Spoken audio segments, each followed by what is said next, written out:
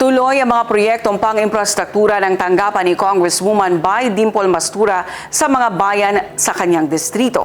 Ang Partners in Peace and Progress story mula kay Kenneth Ogaya. Sa mga bayan ng Buldon, Barira, Matanog at Parang, tuloy-tuloy ang mga ongoing at natapos na mga infrastruktura na direktang nagpapaputi sa araw-araw na pamumuhay ng mga residente.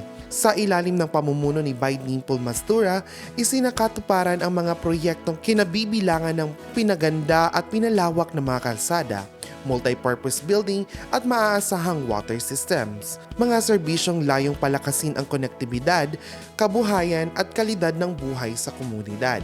Ayon sa opisyal at residente, malinaw na ang hatid ng mga proyektong ito ay abot, konkreto at matagalan, lalo na sa mga lugar na matagal nang nangangailangan ng infrastrukturang magsisilbing tulay sa kaunlaran.